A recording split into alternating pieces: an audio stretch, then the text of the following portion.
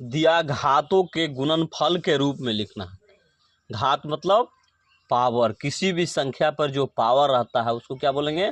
घात। हिंदी में क्या बोलते हैं? घात। इंग्लिश में क्या बोलते हैं? पावर। इंग्लिश में क्या बोलेंगे?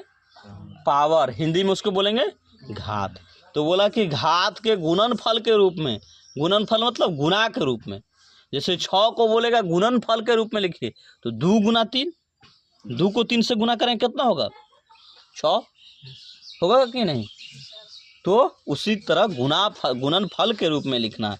तो यहाँ दिया है तुम्हारा -3 पर पावर 7 गुना -1 पर पावर 5 बटे 3 पर पावर 4 गुना 3 पर पावर 2।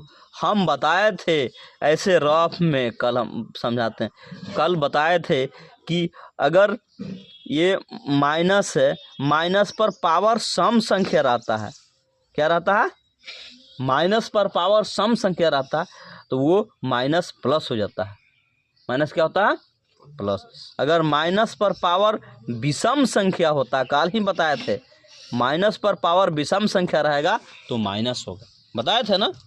तो यहाँ माइनस पहले देखो, माइनस पर पावर कितना है? 7। 7 क्या है? सम है कि विषम? वैसी संख्या जिसमें 2 से भाग लगाने से पूर्ण रूप से कट जाता है उसको सम संख्या बोलते हैं। 7 पूरा रूप से कटेगा, 1 शेष बचेगा।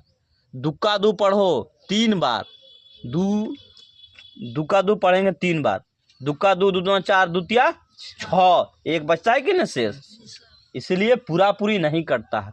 वैसी संख्या जिसे भाग लगाने से पूर्ण रूप से नहीं कटता है उसको बोलते हैं विषम संख्या।